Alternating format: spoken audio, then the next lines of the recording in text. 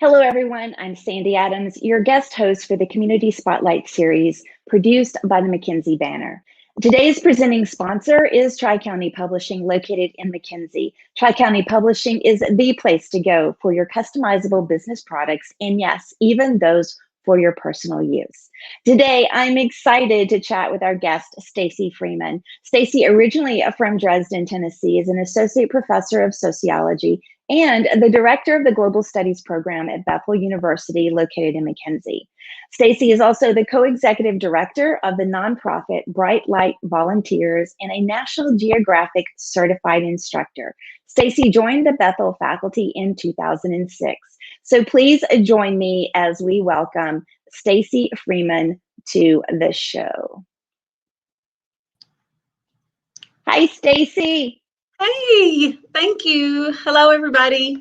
Hello. Hi, thank you for having me on. After a long year at home, I'm excited to be here just talking about travel. Exactly. And I am so excited. I've been taking a few little trips from where I lived, like 30, 40 minutes away. And I've been really excited to get back and do that. So as I mentioned in the intro, you grew up in Dresden, Tennessee, correct? I did. And did you graduate from Dresden High School? I absolutely did in 1991. So okay, you're making me feel old now. Born and raised in Dresden, yes. So when we were talking about this and everything that I've learned about you doing my little research and us doing our prep interview, how is it that you've traveled to so many places across the globe, but you ended up back so close to home? Yeah. Oh, well, actually, I never left. Okay. I have lived here or around here my entire life. And so I guess maybe a different way to think about it is why I stay, because you're right. Yeah. I've traveled to over 30 countries and, but my happiest of happy places is right here in Dresden, Tennessee. I love living near my family, and I also currently live in the house that I grew up in, which my great-grandfather built. Right now, actually, my office is in the room I slept in as a child. Okay, that's just the coolest thing ever. Yeah. That really is. So my roots in Dresden are deep, and they're so well nourished that I will probably never leave here for long. Right. I will leave here often, but I will not leave here for long. So yeah, I've always been here. This is where the things that are the most important to me, like my family and my friends and my home, are. So I love to travel, but sometimes the best part of travel is driving into Dresden and up my long driveway and seeing my old house with my old trees. And I don't know. Yeah. No, I totally agree. I actually moved back because I wanted to be back closer to family. Yeah. And just to the history of where I grew up and all that kind of stuff. So I guess my next question would be, growing up in a really small town, how did you get interested in world travel or in global anything from growing up in Dresden? Okay, this is funny. All right. When I was a child, I'm talking like 1980, I would go visit my grandparents, who are Pinky and Eileen Drupp. They lived around the corner from me. So visiting my grandparents was a pretty routine thing to do. I would go visit them, and I would be playing in their living room like I was a teacher. And I would use they had this huge collection of National Geographic magazines, and I would use those magazines as my textbooks. And so, sort of another funny thing to add to that, as at about that same time, I was attending a little country church. It was a missionary Baptist church in Palmersville, Tennessee, right? And so in that setting, I was actually learning about the work missionaries were performing and the things they were doing to help people in the same places that I was seeing in my National Geographic magazines. And I don't know, something happened to my brain. It's almost like it's in my DNA to teach and to travel and to serve. I didn't know what to call it. I didn't know it was called a sociology professor or a director of global studies. But I knew when I was small that someday I would see the world and that I would teach people and help others. So, It's interesting when Joel was talking about me interviewing you, he just kept saying, I want you to meet. And, everything that I've learned about you and everything you're saying now, it's almost like we're twins from different mothers. I mean, it really is. So let's do this. Tell me a little bit about the Global Studies program at Bethel and why you started it, or how you started it, okay. really. Yeah, okay. So just a little bit about the Global Studies program. I guess it sort of unofficially started back in 2010 when I submitted a proposal for an alternative spring break program in Costa Rica. So the thought or the idea then was that students would enroll in a college course that they would earn credit for taking, and that in that course, they would learn the history and culture of Costa Rica, and that after completing those academic requirements, they would actually travel to Costa Rica and engage in some sort of service project. So it was sort of born in 2010, 2011, came to fruition. And honestly, that's the formula that we still use. I mean, that is the program, and the way that it's structured hasn't changed. That's exactly how we still do it. Students enroll in a course, they learn about the place they're going to visit, they learn about UN Sustainable Development Goals, which all of our volunteer projects are designed to support. They learn about our nonprofit partners and all of our international destinations, of course, depending on where they're going to serve. And then upon completion, even today, here we are exactly 2 years later, they travel to the host destination and the world becomes our classroom. It's just fantastic. And so no, go ahead. I was just going to say, like, the structure of the program hasn't changed. I think what's changed about it is the scope. That first trip, it was me and 10 students. And in 2019, that was the last full year of travel that we were able to experience, pre-COVID. Right. I think we had between 80 and 90 students and me. Oh my gosh. Yeah, it grew. So speaking of all of that, I know that some people are probably asking, and I did ask the same question, but who exactly is eligible to participate? Is it only university students, or is it outside of that scope? That's one of the other exciting ways that the program has changed. On that first trip in 2011, only Bethel students were allowed to travel. And that is no longer true. In 2021, Bethel students, Bethel faculty, staff, alumni, administration, family, friends are all eligible to travel with the program. And I think that's one reason that it has grown so much, is that Bethel has opened those doors and those opportunities to the community, which is a really cool and I think wonderful service that we do for our area, especially for our high school students. I hope we have a chance to talk about that before the interview's over. Yes, we'll talk about that in the second half. I'm really excited about that. So what would you say to teachers and parents right now out there too? And maybe we'll talk about this in the second half, but what would you say to teachers and students out there and parents about encouraging their kids to participate in this program? I think what Bethel University has set up is a win-win-win situation. It's a win for students, high school and college. This is not a vacation. It is a global service learning experience that they're, number one, going to earn college credit for, which I think adds some weight to the program, right? I mean, I think that's a benefit, right? So they earn college credit. They can use this experience on their college applications, on their grad school applications, and on their applications for future employment. Bethel and Brightlight have been chosen as certifying organizations by Points of Light to award the Presidential Service Awards to our participants. High school students can apply or earn 40 hours of service and apply that towards their Tennessee Scholars requirements.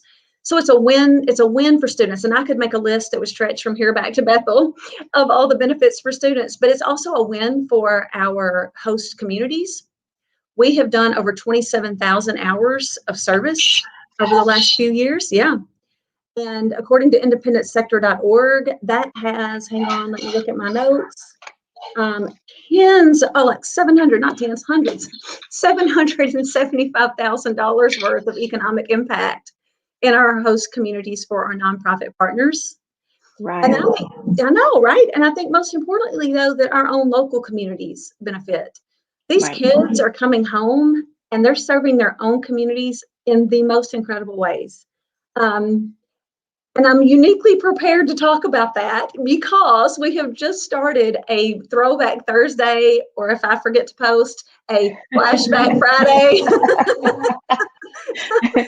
Look at alumni. 10-year anniversary. We've been going back 10 years, and we've reconnected with those very first travelers. And they are nurses, they are first responders, they're attorneys, they're editors, they're teachers, they're coaches. They're just doing phenomenal things in their own hometowns. And it's just been such a delight to see how that their lives have turned out, not necessarily because of global studies, but each and every single one of them, as we've reconnected, have said that trip mattered a lot to me. Yeah. Right. Okay, we're going to pause here for a commercial break. When we return, we'll talk to Stacie about some of her most recent trips with the Global Studies program and all about the high school student component. Good. Now, Awesome. a word from our sponsor.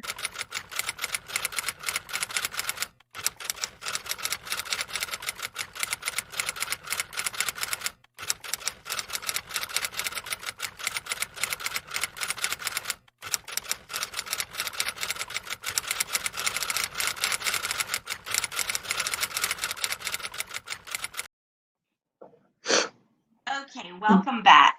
Thank you. I think we may have been having some technical difficulties, so everybody, I apologize for that. Okay, so let's talk just a little bit. We're going to get really into the high school component of it, but how long is each overseas trip and what is involved for the students? Our typical program lasts 1 week. So the programs that we run in Costa Rica, Nicaragua, Panama, Colombia, Peru, Cuba, those programs are typically a week or 10 days. We do have a program in Thailand, which I absolutely love, that lasts 2 weeks. And that is there's a lot to do in Thailand, and the project that and the partners that we have there require more of our time. But to that flight, oh my gosh. Yes. You do not want to sit on a plane for 24 hours and come home a week. No. You do not want to do that. So that one is a little longer, but generally speaking, a week. In fact, most of what we offer in terms of programming is offered over spring break, fall break, summer break. I have done Christmas break programs. I did do a Christmas break program, but it was more of a corporate program. Right. It wasn't a school group. But so the breaks or the programs rather are designed to coincide with school breaks. Okay, and so in our prep interview, you had mentioned 2 important components of the Global Studies program. And what are those and how do those fit in? Well, we actually have a couple of different ways you can study abroad at Bethel. We do have long-term options. So any student that's interested, any Bethel student who's interested in studying abroad long-term, say for a semester or for even a year, we have those options. But at Bethel, our most popular option is that short-term study abroad opportunity. And so the most popular short-term study abroad opportunity is our Global Service Learning and Citizenship program. And so it's called Global Service Learning, but in my mind, really, it should be worded the other way. It should be called Global Learning and Service, because the first, and I think most important part of the program is the academic component that precedes the trip. So what students have to do is enroll in a 5-week course. It is housed entirely online, where they again learn about the history and the culture of the country. They learn about the UN Sustainable Development Goals, all of them. And we go into depth as we study the goals that we're going to be addressing directly in our service project in country. They learn all about our nonprofit service partners. They learn about the work we're going to be doing and why it's important. And then they have to write an essay. And I love this. They have to write, it's like a sort of like a, here's what, now what, so what essay. It's like, here's what I did. Like, here's why it mattered. And here's what I'm going to do with it when I get home. Because I do want students to understand that charity begins at home. Sure it does. Yeah.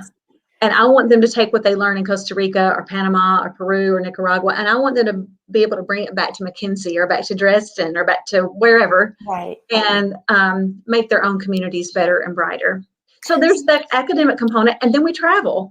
Right. And like I said, the world becomes our classroom. Like when I take students to Peru, in Peru, we built a cafeteria for a small school in the Maras community. It was up in the Peruvian highlands. Right. Much needed cafeteria. They did not have a place to eat. So Bethel students and community members and faculty and staff and friends, we built an entire cafeteria in Peru. But we don't just work, we also explore. And on that particular trip, we took the students and the participants to Machu Picchu and learned all about the Incan Empire and how the Incan people created this architectural wonder in the Andes Mountains. It's just, I don't know. COVID took one of my great loves from me. But it'll be back soon. So I'm so excited about this. You do. So let's talk about the high school student component. So high school students are eligible. So let's talk about that. And I'm going to show some pictures while you're talking, some pictures of some of your trips. That actually is perfect because the pictures I think you're about to show these are high school students from California. Yeah. So that's the other thing I want to say is that because Bethel has opened this opportunity up beyond just the traditional Bethel student, we've got high school students traveling from across the country to participate in our programs. That's you, isn't it? Yeah, that's me in a permaculture project in Costa Rica. So yeah, our programs are open now to high school students across the country, and that is incredible.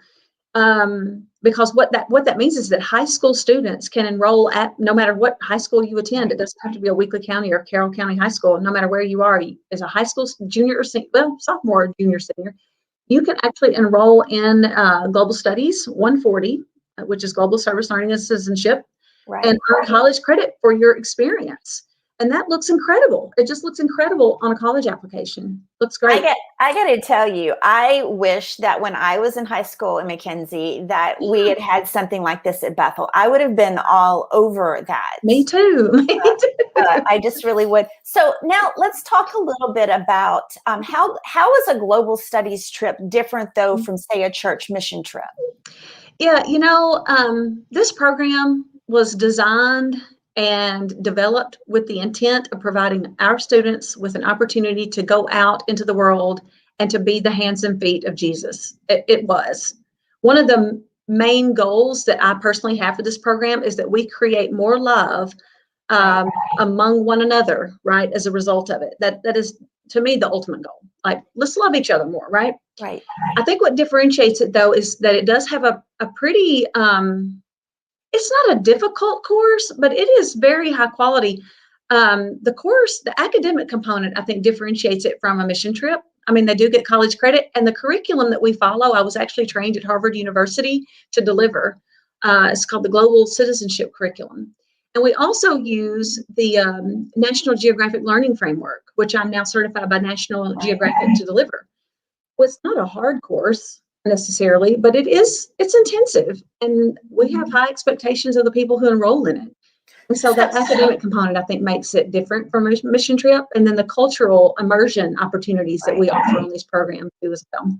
So let me ask you this to make sure that I understand everything. So anybody, even outside of Tennessee, if they're a high school student, they can enroll in this. Obviously, it would be an online course then, correct? Yes, that's correct. And they would have to take the course for the entire semester?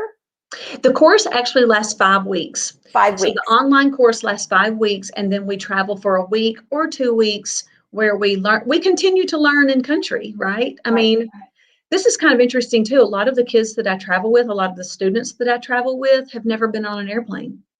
Yeah. So like, can you imagine having never been on an airplane and traveling to Thailand? It's interesting. My first plane ride was when I was 5 years old. My mom and my aunt took me and my cousin to the Philippine Islands. Oh, you're kidding. Yeah. And I made the front page of the commercial appeal, the Mckenzie banner. But yeah, I mean, it was, trips like that, it just opens you up to not only appreciate what you have, Yes. which I think sometimes is really important, but that is important. It just opens you up that you're not the most important thing out there. And what I like to say sometimes is when we complain about things, they're first world problems. And in the big scheme of things, it's, not that important. So most things aren't. Before we run out of time, because I know you do have to get back to class, but how can people find out more information about the Global Studies program and how they can participate? I am an email away, and my email address is Freeman S. Oh, yay! Right there on the screen. BethelU.edu. That's right. So for any of you out there, high school students, no matter where you are, if you know people, if you have friends in other states that you think their kids would enjoy this, please have them contact Stacie at Freeman S at Bethel .edu. Yeah, that's it. That's right. Okay, Stacie, thank you so much. I really appreciate you taking the time out between classes today to do this. It was a pleasure. Very much appreciate it. And maybe we'll have you back on soon enough. And I can't wait to meet you in person on my next trip up there. Okay, that sounds wonderful. Thank you for having me. You're quite welcome. We're going to tell you bye right now. Okay. Thank you. Okay, everyone. She was between classes and was great enough to schedule just a few minutes for us today. And I so appreciate her taking the time out. I hope everyone in the community takes a closer look at Bethel's Global Studies program and what it can offer our young people out there.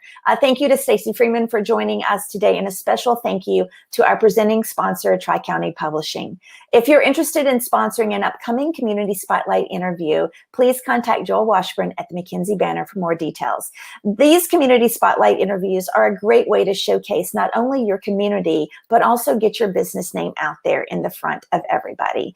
And I encourage all of you watching to share this video and help us shine a spotlight on the different areas of our community. Join me again next week for another Community Spotlight. Stay tuned to our Facebook page for more details on next week's guest. From all of us here at the Mckenzie banner, have a great rest of the week.